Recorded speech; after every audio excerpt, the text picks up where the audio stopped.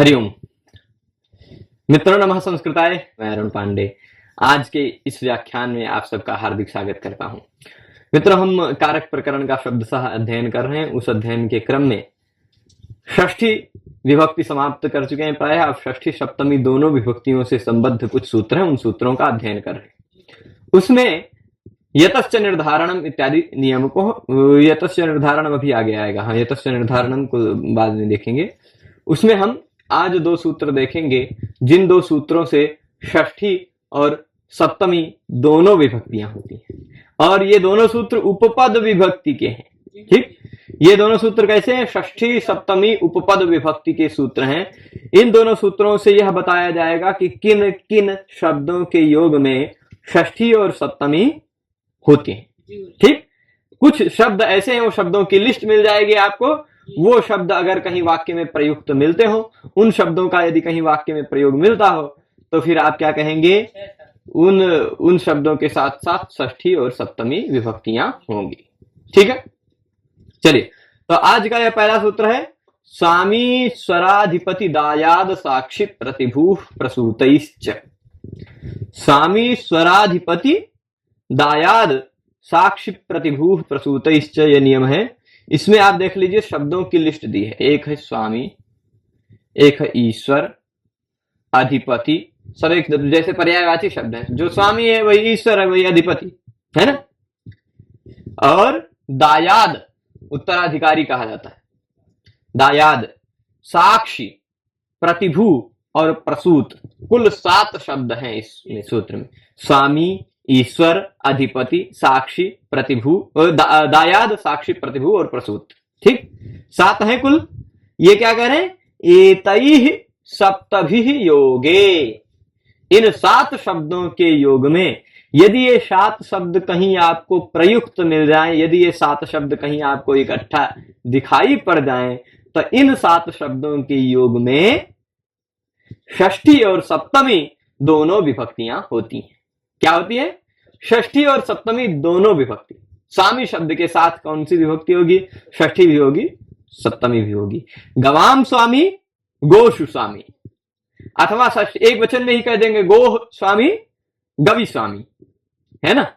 सप्तमी एक वचन में यदि प्रयोग करना चाहे, क्योंकि गवाम और गोषु तो सप्तमी में है, मतलब बहुवचन में है। बहुवचन में एक वचन में भी हम प्रयोग कर सकते हैं। अब यहां एक बात उठा रहे हैं, एक बात समझिएगा, इसको थोड़ा सा ऊपर ले जाते हैं। एतैः सप्तभिः योगे षष्ठी सप्तम्यौ स्तः। ये वाक्य समझ गए होंगे। इन 7 शब्दों के योग में, एतैः इन सप्तभिः 7 योगे, 7 शब्दों के योग में षष्ठी और सप्तम्यौ स्तः, षष्ठी और सप्तमी विभक्तियां होती हैं। अब 7 शब्दों की लिस्ट अगर आपको याद है, तो इन 7 शब्दों के साथ 6-7 होता है, षष्ठी सप्तमी। ठीक, ये कारक विभक्ति नहीं है, उपपद विभक्ति है। समीप में ये शब्द हो तो ये विभक्ति होती है, ऐसा कह दिया गया। ठीक है, तो अब देखिए एक बात यहां ये उठा रहे हैं, षष्ठ्यामेव प्राप्तायाम पाक्षिक सप्तम्यर्थम वचनम। भाई, स्वामी है शब्द, ईश्वर है, अधिपति है, दायाद है, साक्षी है, प्रतिभू है, प्रसूत है, इन सभी शब्दों के साथ शेषे षष्ठी शेषे सूत्र से षष्ठी विभक्ति प्राप्त है ऑलरेडी। भाई, स्वामी है तो स्वस्वामी भाव संबंध आएगा ही। ईश्वर है, ईश्वर भी मालिक ही होता है, स्वामी ही होता है, वो भी स्वस्वामी भाव संबंध आएगा। गवाम ईश्वर, गांवों का ईश्वर कौन है? जो स्वामी है गायों का। तो स्वस्वामी भाव इत्यादि संबंध आएंगे, विभिन्न प्रकार के संबंध आ सकते हैं। इन सभी शब्दों के योग में षष्ठी ऑलरेडी षष्ठी शेषे से हो ही रही थी। ठीक है, ऑलरेडी षष्ठी शेषे सूत्र से हो ही रही थी। केवल पाक्षिक सप्तम्यर्थम वचनम। पाक्षिक सप्तम्यर्थम मतलब इन शब्दों के साथ षष्ठी जो हो ही रही वो होगी, पक्ष में विकल्प से सप्तमी भी होगी, इसलिए यह सूत्र कहा गया। नहीं तो षष्ठी तो पहले से ही सिद्ध था। गवाम स्वामी, गवाम ईश्वरा, गवाम अधिपति, ऐसे सब उदाहरण पहले से ही षष्ठी शेषे से आप बना सकते हैं। परंतु षष्ठी शेषे के सिवाय क्या कह रहे हैं? षष्ठ्यामेव प्राप्तायाम। षष्ठी शेषे से केवल षष्ठी ही प्राप्त थी, है ना। केवल षष्ठी विभक्ति ही तो होती, षष्ठी शेषे से सप्तमी तो होती नहीं।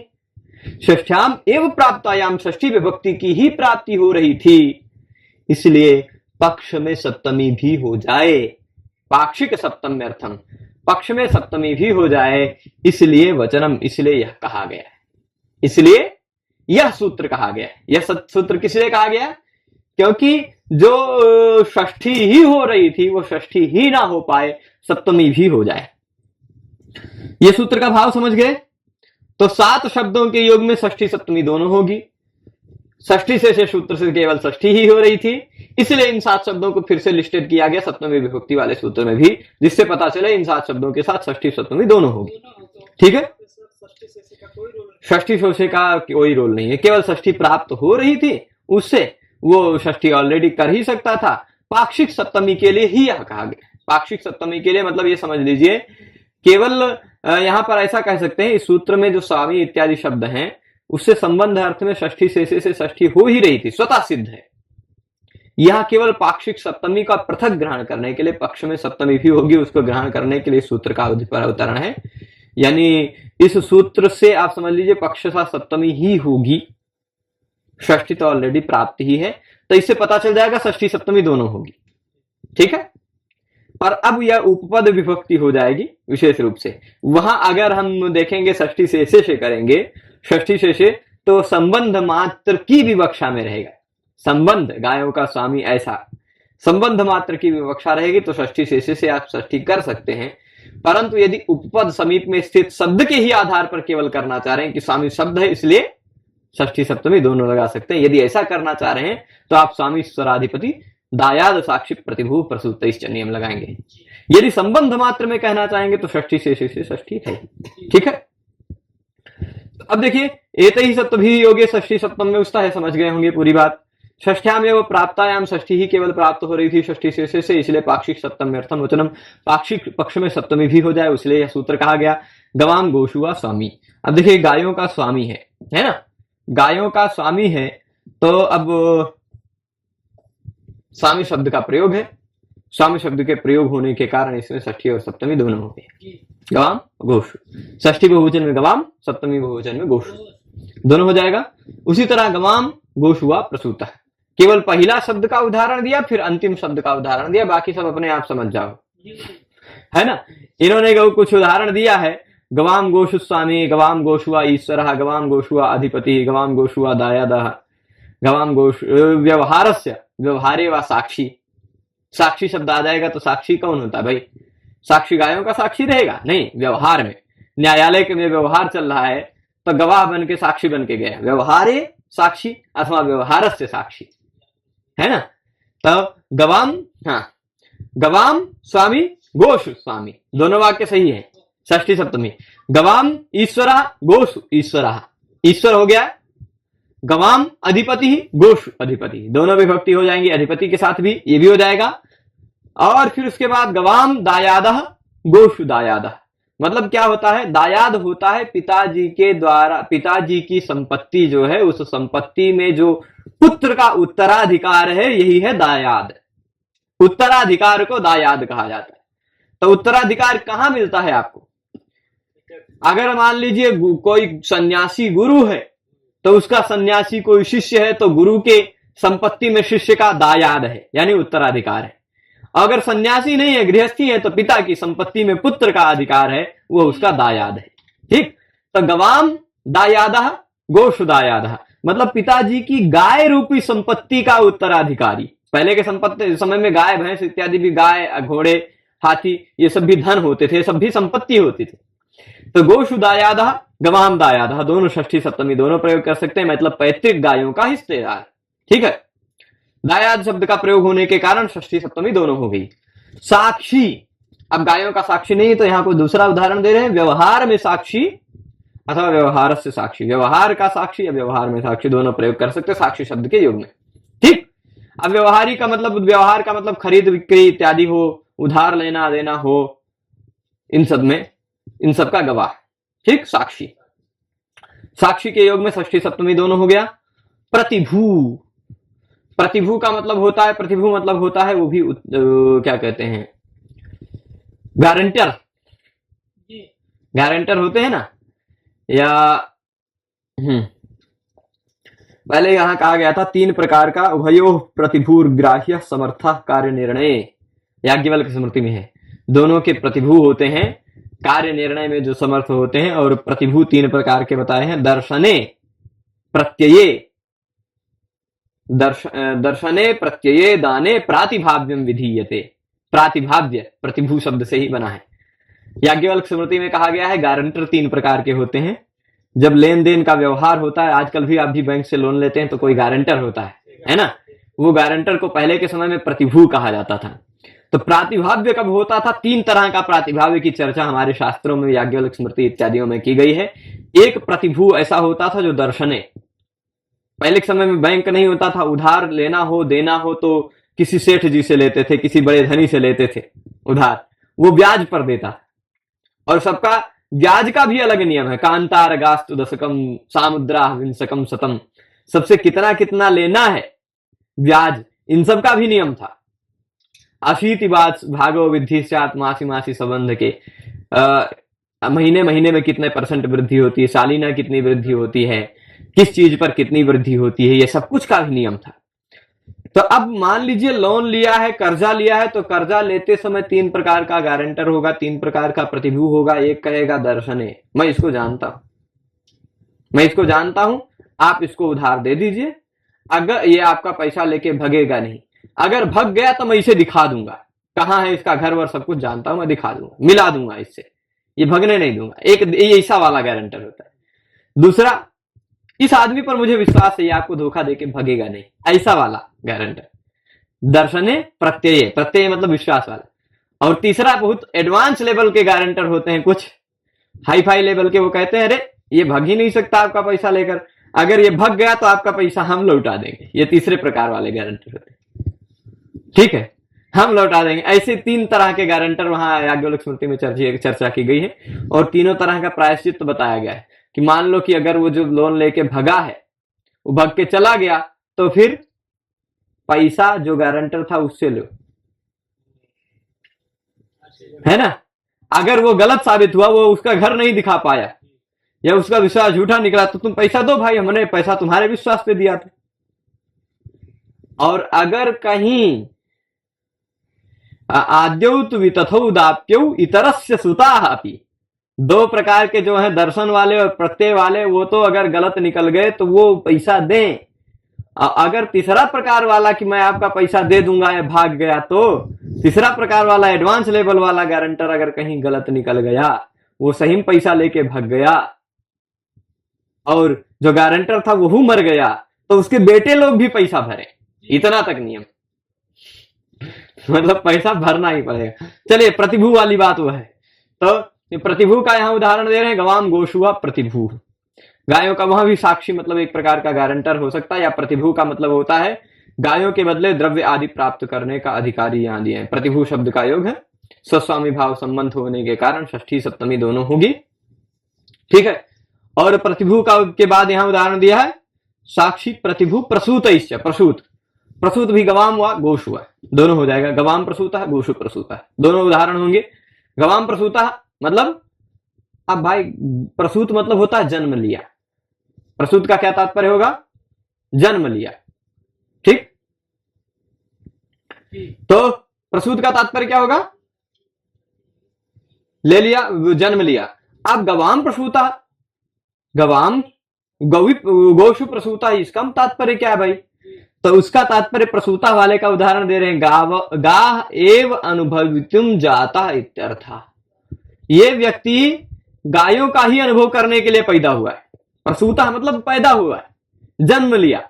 यह जन्म किस लिए लिया? गवाम प्रसूता, गायों के लिए प्रसूत, गोशु प्रसूता, गायों में पैदा हो, ठीक। यह अर्थ यह मतलब गायों का ही अनुभव करने के लिए यह जन्म लिया है, ये ऐसा उदाहरण होगा। तो इन 7 शब्दों के योग में षष्ठी भी हो सकती है, सप्तमी भी हो सकती है। यदि आपको सूत्र याद है तो आपको इसके उदाहरणों में दिक्कत नहीं पड़ेगी। 7 शब्द आप लिस्ट याद रखिए, स्वामी, ईश्वर, अधिपति, साक्षी, प्रतिभू, दायाद और प्रसूत। दायाद थोड़ा बीच में छूट गया।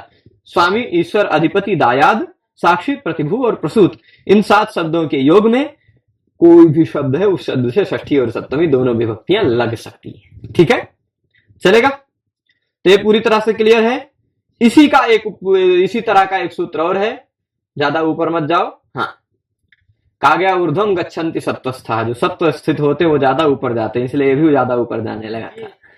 आयुक्त कुशलाभ्याम चा सेवायाम, 2 शब्द बता रहे हैं यहां भी लिस्ट में, 2 शब्द।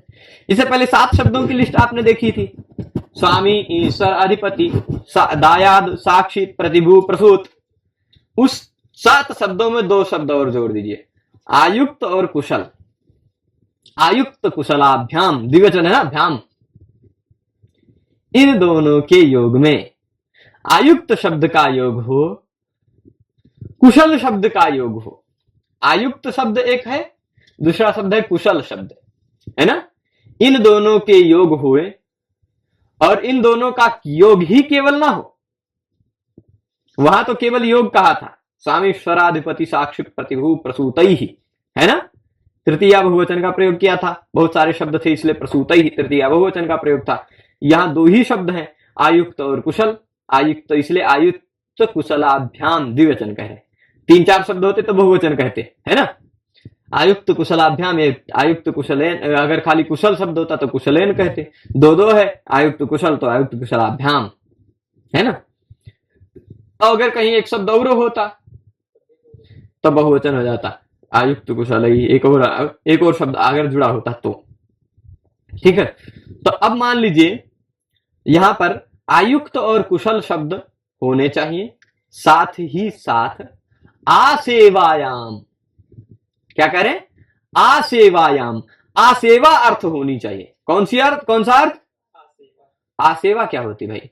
एकनिष्ठता, एकनिष्ठता, तत्परता, लगा रहना, यह है आसेवा। आसेवा का मतलब क्या होता है? केवल उसी में तत्पर है, केवल उसी में लगा है, केवल उसी में एकनिष्ठ है, इसी को कहते हैं आसेवा। तो आयुक्त शब्द मतलब नियुक्त है, नियुक्त है, आयुक्त है, लगा हुआ है, यह आयुक्त का अर्थ है। कुशल मतलब निपुण है, उसमें निपुण है, मतलब उसका निपुण है तो भाई उस काम में लगा हुआ है, तभी तो निपुण है, लगा हुआ है, यह अर्थ आएगा। तो आयुक्त शब्द और कुशल शब्द का प्रयोग हो, साथ ही साथ इन दोनों शब्दों का अर्थ हो आसेवा, यानी एकनिष्ठता, एकनिष्ठता, तत्परता यदि विद्यमान हो तो क्या होगी? षष्ठी और सप्तमी दोनों विभक्ति हो जाएगी आयुक्त और कुशल दोनों शब्दों के योग में। ठीक, जैसे देखिए यहां क्या लिख रहे हैं, आभ्याम योगे, इन दोनों शब्दों के योग में षष्ठी सप्तम्योस्तः, षष्ठी और सप्तमी दोनों विभक्तियां होती हैं। कब? तात्पर्य अर्थे, तत्परता अर्थ में, तात्पर्य अर्थ नहीं, तात्पर्य मतलब तत्परता। ठीक भाई, तत् पर शय प्रत्यय लगा देंगे तो तात्पर्य बन जाएगा, और तल प्रत्यय लगा के देंगे तो तत्परता। तल प्रत्यय और शय प्रत्यय का एक ही अर्थ है, ठीक है। तो तात्पर्य और तत्परता, तात्पर्य अर्थे यानी आसेवायाम अर्थे, तात्पर्य जो है वही आसेवा है, वही तत्परता है, वही तात्पर्य है, वही आसेवा है, वही एकनिष्ठता है। ये कई शब्द हम बता दिए इसलिए। तो तत्परता के अर्थ में इन दोनों शब्दों के साथ षष्ठी और सप्तमी दो विभक्तियां होती हैं। अब देखिए, आयुक्त का मतलब होता है व्यापारित, लगाया हुआ। आयुक्त शब्द का अर्थ बता रहे हैं, आसेवा का तो अर्थ बता दिए तत्परता, है ना। आयुक्त का मतलब क्या हुआ? लगा हुआ, उस व्यापार में लगा दिया है, नियुक्त कर दिया है, व्यापारित कर दिया है। भाई तुम ये व्यापार करो, तुम ये क्रिया करो। क्रिया, व्यापार मतलब व्यापारो भावना संयोत्पादना संयोजक क्रिया। व्यापार जो है वही भावना है, वही उत्पादना है, वही क्रिया है। ठीक, तो व्यापार ही क्रिया है। यहां क्या कहेंगे? आयुक्तः यानी व्यापारितः, जिस व्यापार में लगा दिया गया, उस क्रिया में लगा दिया गया है, नियुक्त कर दिया गया है। आयुक्त का नियुक्त पर अर्थ लिया जा सकता है। ठीक, तो आयुक्तः हरिपूजने अथवा आयुक्तः हरिपूजनस्य, हरिपूजनस्य आयुक्तः, हरिपूजने आयुक्तः, दोनों प्रयोग कर सकते हैं आयुक्त शब्द के साथ, षष्ठी और सप्तमी दोनों। अब षष्ठी कब होगा? षष्ठी होगा, क्यों होगा और सप्तमी क्यों होगा? क्योंकि सूत्र ने कहा है आयुक्त कुशलाभ्याम चा सेवाया, है ना। आयुक्त शब्द का प्रयोग है, इसलिए हरिपूजन शब्द में षष्ठी भी हुई, सप्तमी भी हुई। इसका तात्पर्य क्या हुआ? हरि के पूजन में लगा हुआ, हरि के पूजन में विधिवत लगा हुआ है, ठीक है। आयुक्त है, व्यापारित है, ठीक है, ये हो जाएगा। अब दूसरा उदाहरण दे रहे हैं, कुशलः हरिपूजने अथवा कुशलः हरिपूजन से। 4 उदाहरण दे रहे हैं एक ही वाक्य में। वाक्य आपको एक ही दिख रहा होगा, पर इसी एक वाक्य में 4 उदाहरण दे रहे हैं। आयुक्त कुशलो वा हरिपूजने हरिपूजनस्य वा। जहां कहीं भी वाक्य में वा दिखाई पड़ रहा हो, वहां उस वा को तोड़ करके 2 वाक्य बना दीजिए। अगर कहीं 2 जगह वा है तो 2 दूना 4 वाक्य हो गया, ठीक।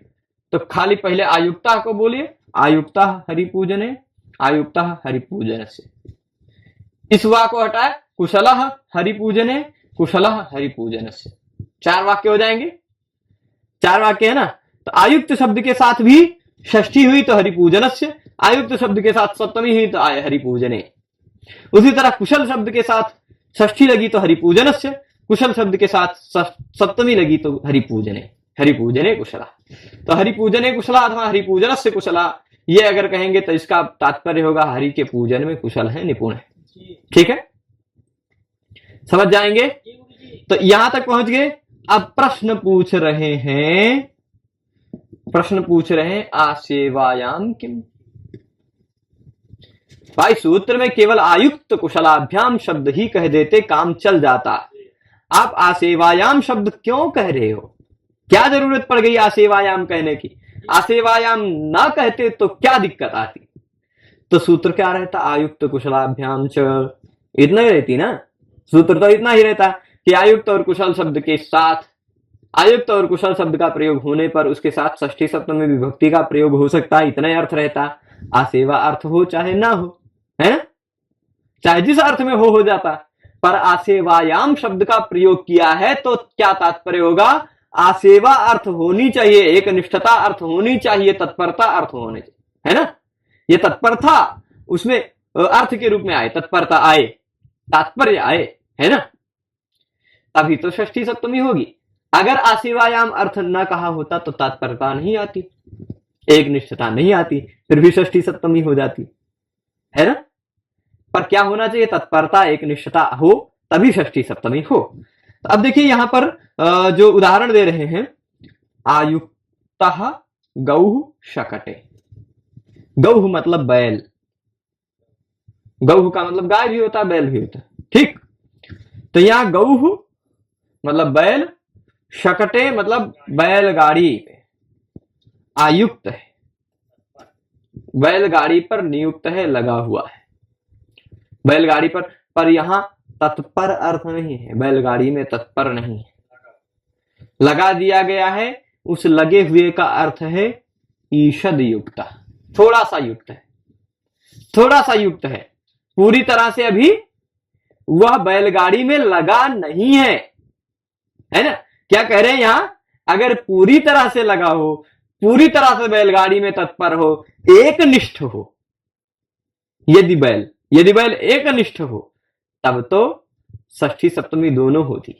पर एक निष्ठ नहीं करे, ईषद युक्ता, थोड़ा सा जुड़ा हुआ है बैलगाड़ी से, लकड़ी की गाड़ी में थोड़ा सा जुड़ा हुआ है बैल, थोड़ा सा जुड़ना अर्थ है, न कि पूरी तरह तत्पर होना, न कि एक निष्ठता अर्थ है। तो एक निष्ठता या तत्परता अर्थ नहीं है, यहां पर थोड़ा सा जुड़ा होना अर्थ है। इसलिए षष्ठी सप्तमी दोनों ना होकर केवल आधार अधिकरण की विवक्षा में सप्तमी हो गए, ठीक है। तो आयुक्ता गौ शकटे ये हो जाएगा, कोई दिक्कत? इसमें आयुक्त के साथ केवल सप्तमी हुई। इसके बाद इस पाठ में यही रोकेंगे, इसके बाद यतश्च निर्धारणम इत्यादि सूत्र हैं, उन सूत्रों को अगले पाठ में देखेंगे, वो भी षष्ठी सप्तमी के ही सूत्र हैं। तो इस पाठ में यही रोकते हैं। आप सभी लोग पूरे पाठ में जुड़े रहे, उसके लिए सभी को बहुत बहुत धन्यवाद। नमः संस्कृताय।